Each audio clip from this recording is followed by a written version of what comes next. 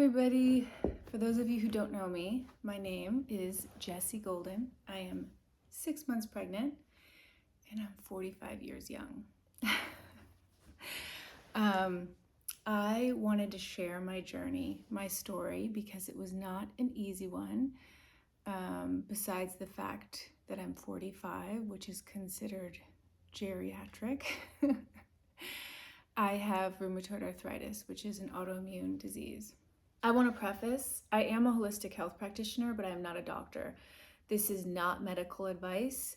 I am simply sharing my story, my journey with living with rheumatoid arthritis, going through the IVF process, and how I finally got pregnant. So please take everything that I say with a grain of salt, do your own research, and always talk to your medical provider before incorporating anything that I share. I'm simply sharing my story because I think these stories are not told enough. So let me start from the beginning. For those of you that don't know who I am, I'm currently the owner of The Golden Secrets. It's an organic, holistic skincare and wellness line. But I grew up in Chicago. I was a ballerina, navigated into yoga from the age of 19, just fell in love. Gave birth to my son, he's back here, who's now 19, at home naturally. It was the most amazing experience. Got pregnant unexpectedly and just had the most amazing magical birth, magical motherhood, even though I was a single mom. Our relationship is just so beautiful. So I've always wanted to have more children. When he was 4 years old, I was diagnosed with rheumatoid arthritis, which, if you don't know what that is, it's a systemic autoimmune disease that not only affects the synovial joints, all the joints that move, but the entire body. So I went on this healing journey. I was just super motivated to do everything that I could holistically. And after not walking for an entire year of my life, which was probably the biggest life lesson somebody like me who was a ballerina and a yogi, used to using their body for everything, could have learned. And it really turned me inward. I came out the other end and I was able to, what I like to say is, thrive despite the disease. I ended up writing a book called The Golden Secrets to Optimal Health, and I was running my company, The Golden Secrets, and I was just living my life. And then I met the love of my life, Devin Long. He plays Thorfinn on CBS Ghosts, if you're wondering. And during COVID, like so many, we were like, let's start trying.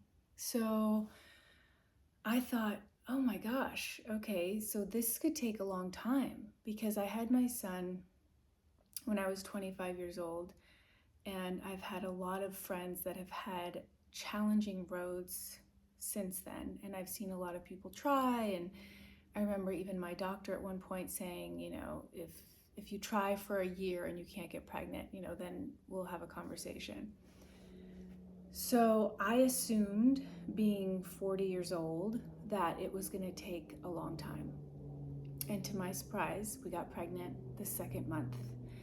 We were so elated, we were so excited. Devin doesn't have any biological children of his own, although he considers Kaleo, my son, his. We were just so excited. And then 8 weeks later, I didn't even make it to my first visit. This was right in the middle of COVID, to my first OB visit. I miscarried. It was the most devastating, one of the most devastating experiences of my life. And something that I remember that helped me so much was, we got a Bodhi here.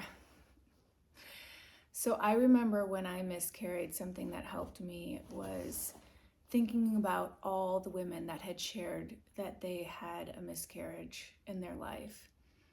And I remember when each and every single one of them would share that vulnerable story with me, I would have so much compassion for them, and I would wish that they wouldn't feel like it was their fault. So I really drew on that when I went through it myself, which is part of the reason why I'm sharing my story, because I never want people to think that they're alone. And I think especially with social media, we see the highlight reels and we see the fact that I'm 45 and pregnant, but a lot of people don't know the road that it was to get here.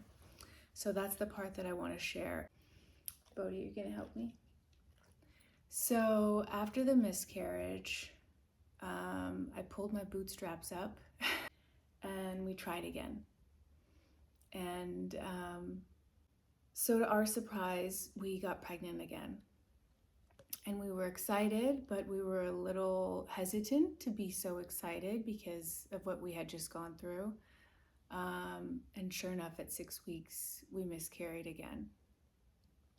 So I kind of took it as a sign that maybe I just needed to relax, give my body a break. There's a whole other side note, but having had rheumatoid arthritis, my hands had locked up at this point. I was still handcrafting all of my skincare at home. And I thought, you know what, maybe the universe is telling me to do my hand surgeries before I have this baby. So that's exactly what I ended up doing. I ended up doing my right hand. So I was out of commission for 6 months. I had one hand, had to do everything with my left hand, and then did my left hand and only had my right hand. Not to mention I was going to physical therapy for both just to learn how to use them again. After having gone under and the surgeries and the medications, I really felt like I needed to do a detox before I could even start trying again. So I gave myself about 6 months of detoxing, eating really clean, doing different detox protocols, sauna, red light, castor oil packs, all the things just to like really get my body in the position. I was intermittent fasting. Prior to that, I stopped intermittent fasting. I intuitively felt like I wanted to put more fat on my body, eating a really healthy ancestral diet, West Indian Price style.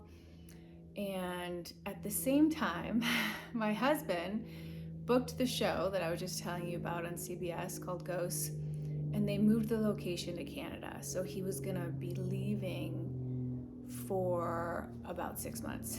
And I was freaking out because I really felt my clock ticking. And I was like, we can't wait another 6 months. So I went and saw my OB, and she was very sweet. She was very supportive. She did my AMH testing, which that's the first suggestion that I would offer anybody if they're curious to see like where their levels are at. Like nowadays you can get your AMH checked, where they check to see like how many eggs you have, if it's looking good or if it's looking grim, just so you can kind of prepare. That was all good. So she did say, you know, maybe you should go see an IVF doctor just because at your age, you might not have as many good eggs, which is like such a joy. I don't know the statistics on it, but I know it's not very good. I think after 35, it's like 1 in 7 eggs are good, which could be the reason why I was possibly miscarrying. At least that's what we thought at the time. So I reluctantly went to an IVF doctor after talking to a few women in my lives that I knew had gone under IVF and actually had positive stories. I never thought in a million years that this would be my story. A, that I would ever have a miscarriage, let alone 2, and B, that I would ever even consider IVF. But because my husband was leaving, I was feeling very anxious. And one of the first questions I asked the IVF doctor was, could you get me pregnant if my husband's not here? And he said yes. So he actually explained to me that that happens a lot, where men have to leave the country, and as long as they have the sperm, they can make the embryos and da-da-da. But the thing that really got my husband and I excited was the technology they have now, where they can test the embryos for genetic disorders. So it would rule out that being an issue, and then they would transfer just the good embryo, giving me hopefully more of a likelihood to be able to retain the pregnancy. So this whole world was a whole new world, and man, is it a world. If you have been through it, you know exactly what I'm talking about. But the IVF world is like a conveyor belt. It's just like there's one woman after another. We're all on these different cycles that they put us on, and the medication is very intense. The whole thing about it is exhausting and time consuming. I almost felt like I had to put my life on hold, not to mention that my husband was gone. He was away working in a different country. It was just me and my son, and he actually had to help me sometimes with some of the shots. Um, and I have a very sensitive constitution, which I've always known about myself. So I was very anxious about having to go on all these different types of hormones, something that I had no idea about. And I don't know if all IVF clinics do this, but the first thing they do is they put you on birth control. And this really has nothing to do with creating a better outcome, I don't think, for IVF. I think it has more to do with scheduling and them putting you on their schedule so that they can schedule you appropriately. I was terrified. The last time I had been on birth control was when I was 15. So I went in going, okay, like if you know, I know you might lose it a little bit. You're going to be hormonal. It's going to be okay. It will pass. It's just the medication. So we did the first transfer. I can't remember how many eggs we got, but we only got one good embryo. So they do this whole test. It's called a 5-day blastocyst to see which ones kind of like make it. And we only had one make it. So my doctor at the time said, "You're already in it. You might as well just do another retrieval while we're already doing it and see if you could get some more." Because all I was thinking is, I don't want to go through this again. Like, it was so hard on my body.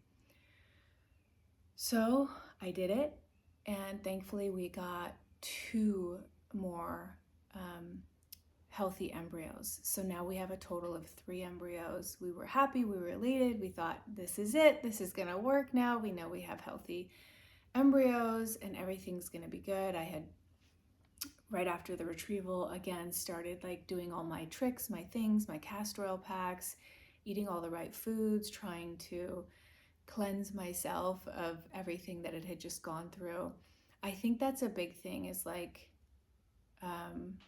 I think with us women, we get anxious and we feel the clock ticking, and we just want to go, go, go. But I think allowing yourself to rest in between these procedures, these big procedures, I think we've, at least in that community, have turned it into like a regular thing. Like, you're just going to get your hair done, and it's not. These are serious drugs. The hormones are everything. They manage everything in your body, and I think it's very important to kind of rest and get on 2 solid feet before you go to the next step. So I was finally ready to transfer. My husband was out of the country, but I had to do it alone, and it was so sad. Like, I just felt, the whole thing is just very sterile, and the complete opposite of like everything you would imagine about creating a child.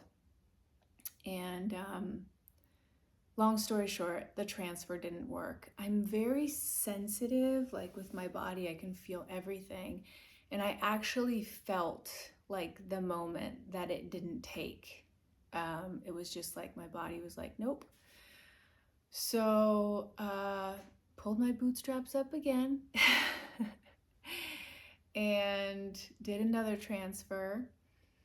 And they were going to call me 10 days after with the results, which happened to be my birthday, December 2nd. Intuitively, I already knew that it didn't work, but I was hoping that I would get good news. Again, I was alone. My husband was out of town. I got the phone call on my birthday, and it was just that was probably even more devastating than the 2 miscarriages. So at that point, it was 2 failed miscarriages, 2 failed transfers. I just felt so defeated. I felt like, why is this happening to me? You know, the whole thing that you go through when something tragic happens in your life. And I pretty much cried and isolated myself that entire day. It was a really, not just that day. I mean, it was tough. I have learned through challenges in my life, like living with rheumatoid arthritis and being a single mom and being on my own since I was 17, to kind of, like I said, pull your bootstraps up and put a smile on and keep going and find gratitude in something. But that was that was probably even harder because I think I was still detoxing and coming off of the hormones. So that's when I started doing crazy research. I'm a researcher anyways, but I mean, I made it became an obsession where I wanted to talk to any women that had been through anything like this. I wanted to, like, I was just constantly researching, constantly searching for answers. Like, I only have 1 embryo left. Like, what are we going to do? Like, do we try naturally? Do we do the embryo? Do I do this again? Like, what are we doing? I knew that I needed to have Devin home, um, obviously, before I could make another decision, because I was just so devastated. And one of the biggest things that helped me, believe it or not, are Facebook groups. I can't remember how I found them or who had told me, but I started finding these Facebook groups that pertain to me, like women trying to get pregnant over 40, IVF over 40, autoimmune disease and pregnancy, these kinds of things. And these groups are so powerful because there are thousands of women in these groups, some of them that have been going through fertility challenges for years, unfortunately, and they have so much wisdom to share. Things that you're not going to hear from your doctor, things that might be a little bit more unconventional. And I just started scrolling these pages, joining these pages, asking questions like, who has rheumatoid arthritis? Has anybody been successful? All these kinds of things.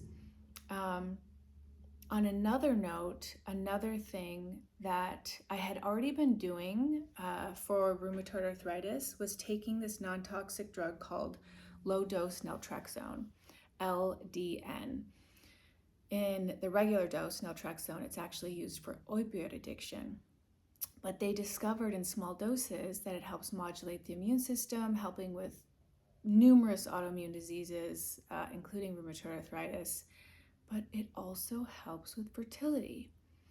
But when I would talk to my regular doctors about it, everyone was like, no, you have to stop that. You have to stop that. Even though intuitively I felt like, oh, I don't know. I felt like I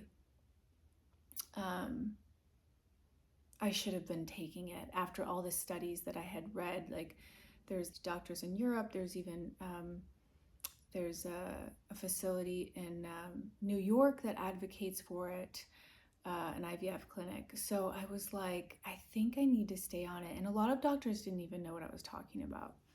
So that's when I was like, I need to take my life into my own hands and be my own advocate.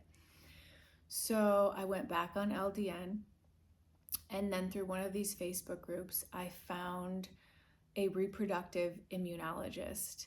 I don't know if this is true, but I heard there's only 5 in the country, which is wild to me. Most of them were impossible to get into. This one place, which is in Northern California, called the Allen Beer Center, I think it was like a 4-month wait, but at least it was remote and I was able to get in. So I just made the appointment.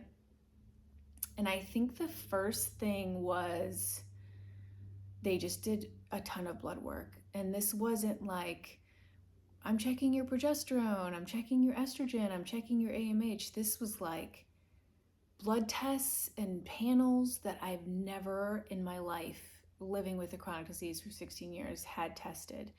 It was so vast, and they were looking at things that nobody's ever looked at before. And I think that's one of the biggest things that I want to get across, is that you have to be your own advocate. I unfortunately just kind of got lost through the shuffle in the IVF world.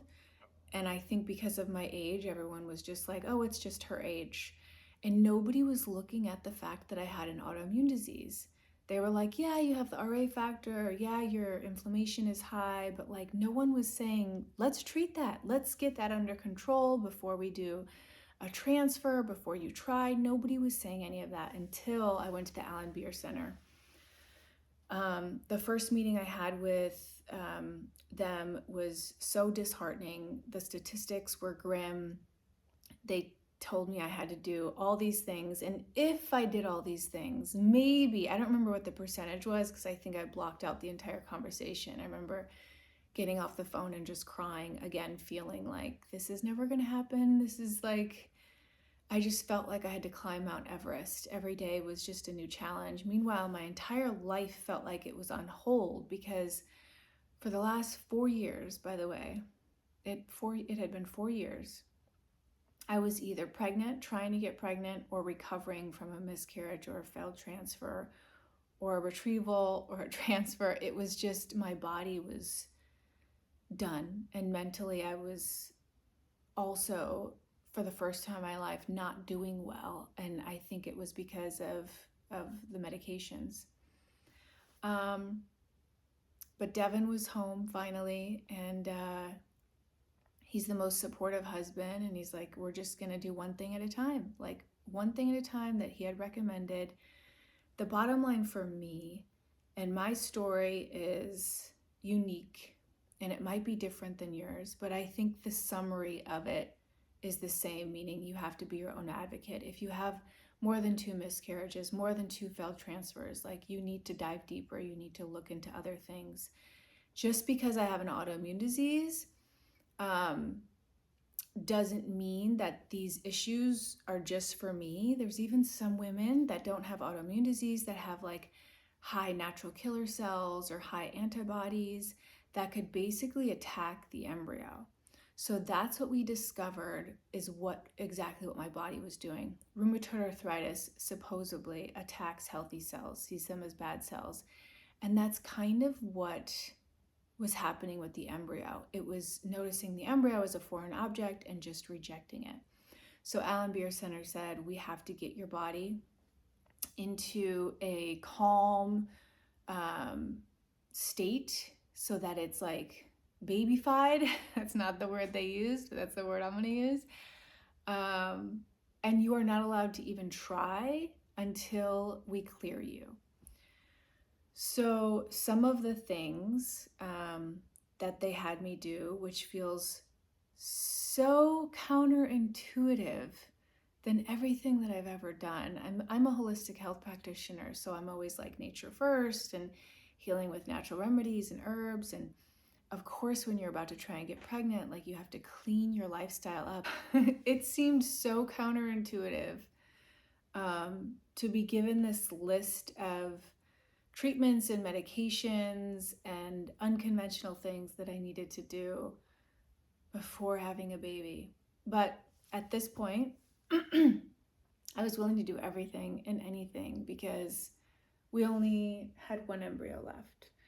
So I'm going to share some of the things that he had us do.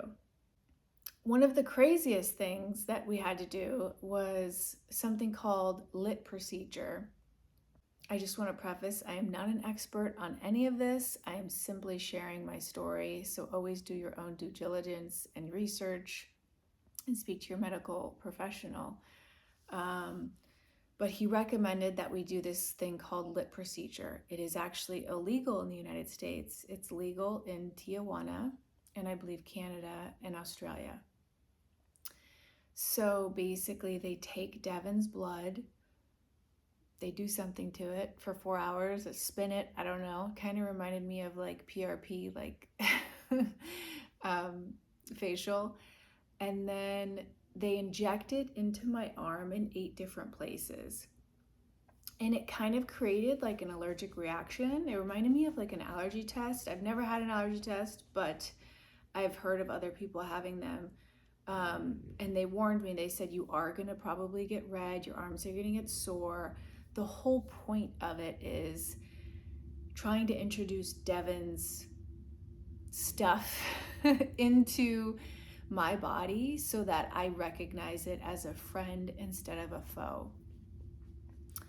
I can't remember what my levels were at. I want to say they were around 15, and I think they wanted me to be above 40 or something. So they said we were going to have to do that twice, 2 months in a row. This was an adventure. We walked across the border, went to some crazy clinic in the middle of nowhere. Some guy picked us up in a car. I mean, there was a bunch of other couples there that were actually really sweet. We became friends with one of them. But none of us spoke Spanish, and a lot of the team didn't speak English, so they were getting husbands confused. And I was like, I just wanted to make sure that I was going to get the right husband injected back into me. Because after they take Devon's blood, they tell you to leave for 4 hours and go get lunch, and then you come back, and then they just inject these random needles. So it was a little intense, but we did it. We got through it. We tried to make the most of it. We stayed at a hotel in San Diego and tried to make like a fun thing of it. And then for 2 weeks, I wasn't allowed to like lift any heavy weights, take any allergy medicine, of course. Don't itch the arms. Don't put anything on my skin, where they had injected. And then we did it again. I think probably a month later. Same exact thing, and it worked. I think my results ended up being like above 50. So that point, Alan Beer Center said, you have 6 months from this time to get pregnant. But there was other things that I was having to do as well. For the first time in years, I went back on Enbrel, which is a TNF blocker, a biological drug for the treatment of rheumatoid arthritis, and I think some other autoimmune diseases. Again, so counterintuitive to what I wanted to do, especially knowing I was looking so forward to these stories of women going into remission. I think it's like 80% of women go into remission when they get pregnant that have rheumatoid arthritis. But I found out not only from the Alan Beer Center, but I asked my rheumatologist about it, and she said that Humira and Enbrel have been used off-label for years for pregnancy for exactly this reason, for women that have overactive immune systems. The Humira and the Enbrel basically bring the immune system down to a healthy level so that it doesn't attack the baby. So I was very lucky, because I have rheumatoid arthritis, that was covered under my insurance. Otherwise, I think it's like thousands of dollars a month. The lit was not considered under my insurance. And the other thing that I had to do, which was the first time in my life, is something called IVIG. It's like it's a blood drug, same thing, for calming down the immune system. So a nurse came to my house. It's a really slow drip. It took about 4 hours. But I didn't have any side effects. I think they offered me Tylenol and Benadryl. I refused both. They like to precautiously give you that prior, but I just made sure that I drank a lot of water, a lot of coconut water, mineralized water prior, and I was fine. And through these Facebook groups, I had talked to a lot of women. I even talked to one on the phone who ended up becoming a mentor of mine, who had been through this. So I was able to ask her a bunch of questions, like, how was it? What did you feel? I started feeling great. I was on LDN, Enbrel. I did the IVIG. I did the lit procedure, and I think there was a couple other things that they had put me on I think they had found out that like my body doesn't assimilate B12, so I started taking like I think it's called the Fab tablet. And there was maybe a couple other things. If I remember, I'll put it in the notes. But the bottom line is, without this reproductive immunologist, I would not be pregnant right now. So they put me on this entire protocol. They finally gave me the clear to say, you can try. And I switched doctors at my clinic to somebody who kind of worked hand in hand with the Alan Beer Center, because a lot of IVF doctors kind of dismiss these kinds of things, and I think that's what happened with me. Is I ended up getting missed because, you know, some doctors don't like believing in this kind of things. So I changed doctors, and my husband was home. We were able to do the transfer while he was home, which felt so good to me, like just to have him there holding my hand, supporting me. The clinic put on Enya music for me. I was calm, I was relaxed, I felt good. We got to see the embryo go in. It's like, it's such a crazy experience. And I think the best part is something that I didn't get to do for the other transfers is I just came home and I rested. My husband's a big, like, he just loves taking care of me, which is like, I could cry just thinking about it.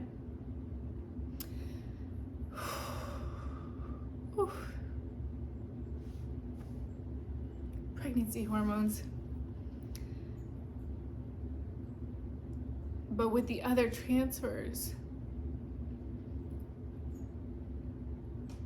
I was alone, and I didn't really get an opportunity to rest because I was working and I had to cook food for myself and take care of the dogs and like do all the things that, you know, we have to do. But he really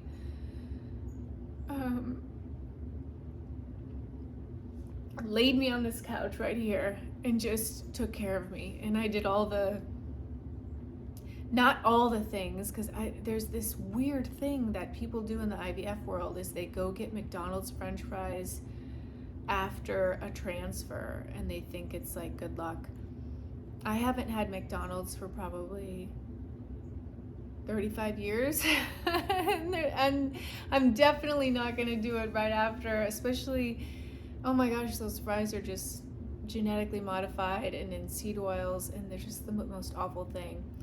But what I did do is, prior to the transfer, I was adamant about castor oil packs. I'm a big believer in castor oil packs because having to take all that estrogen created a lot of inflammation. Estrogen is like putting gasoline on inflammation. So for the first time in my life, I was having like period cramps and I just felt off. And again, I knew it was from the drugs, especially the estrogen. So I did the castor oil packs, and then after the transfer, I came home and I drank a lot of like broths and warm food. I stayed away from anything cold. They talk about keeping the womb warm, keeping your feet warm. You know, some doctors say you don't have to rest at all. Other doctors say rest for 3 days. Some doctors say rest for a week. I just wanted to take advantage of having my husband home. So I think I rested for about a good 3 days, and then maybe we started taking the dogs for a walk, and then I started like, you know, just doing things around the house. But I really tried to like take it easy. I did not want to get my hopes up. I did not want to be disappointed. I was so scared that I didn't even film myself doing the pregnancy test. Most IVF, I think all IVF places recommend you don't do a pregnancy test at home. They want you to wait the full 10 days and come in and do a blood test. But if you go to any of these Facebook groups, you'll see that like we're all crazy, and like day 4 we're already starting to like pee on a stick. But I tried to hold it off. I think I tested probably around day 7. Didn't film it because I just didn't think I, I just didn't think it worked. And maybe it's not that I didn't think it's worked. I just didn't want to get my hopes up. I was in complete shock. Like, complete shock. I can't even remember how I told Devin. Like, the whole thing is such a blur. Um, and then, of course, we went to the doctor on day 10 and they confirmed the pregnancy. Um, but I wasn't like overjoyed like I was the first time I got pregnant, because I still felt like I wasn't out of the woods. And the Allen Beer Center still had a protocol. If you're positive, now we do this. And if anybody who's been through IVF knows that you do like the beta testing, I think it's every 2 or 3 days, and your numbers need to increase or double. I can't remember exactly what it is in order for it to be like a viable pregnancy. So every 2 or 3 days, my doctor would call me. Okay, we doubled. Okay, we're like, the numbers were just like off the charts, because I was like Googling everything. What's a normal number on day 5? What's normal, whatever. So with each like positive thing, I was getting a little bit more confidence in the pregnancy. One more thing I want to mention that I totally forgot about was thyroid hormone. That's a pretty common one that they look at. And I've always had kind of thyroid issues since having rheumatoid arthritis. But the LDN actually helped modulate my thyroid as well. But for pregnancy, I think they want your TSH to be under 2.5, if I remember, or 2. So I got put on Synthroid. And right after, I can't remember what week it was, but my thyroid skyrocketed to like 4. And I just was so nervous. Like, maybe that's why I had miscarriages prior, So they were really monitoring me. I had a whole team monitoring me, and this was a team that I put together. It's not like my IVF doctor was helping me navigate this or that. It's like I had my rheumatologist, I had the Allen Beer Center, I found a reproductive endocrinologist.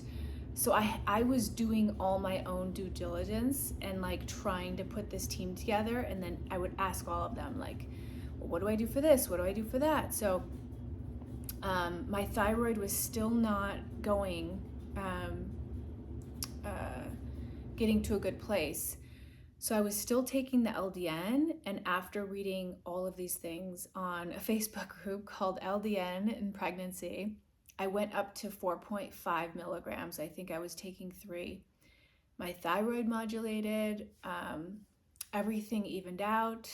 But for the first, I would say, like 13 weeks, it was hit or miss, where I was getting blood tests and getting checked, and I had to do, in total, I did 3 IVIGs, those 4-hour long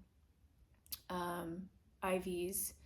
The last test I had, everything looked good, but they still test me every 4 weeks just to make sure that my numbers are good, because during certain phases of the pregnancy, the immune system can respond.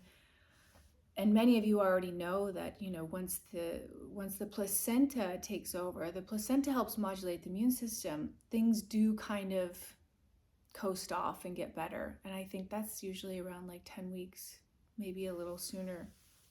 The body is so miraculous. It's so amazing. So I'm 26 weeks pregnant, and I feel amazing. Everything looks good. I remember Devin saying, once you are pregnant or once you're holding our baby, like, everything that you've gone through is not really going to matter. And it's so true. I mean, I felt like my life was over for 4 years. It was so challenging in so many ways. And now that I'm pregnant, it was all worth it. So that is my story. Please ask any questions in the comments below. Make sure to follow me on Instagram. That's where I'm the most active, at Jessie Golden, JESSEGOLDEN. Ask me any questions below. I will try and do my best to answer them. And I hope that something I shared inspires you or helps you in some way. I hope you have a beautiful day.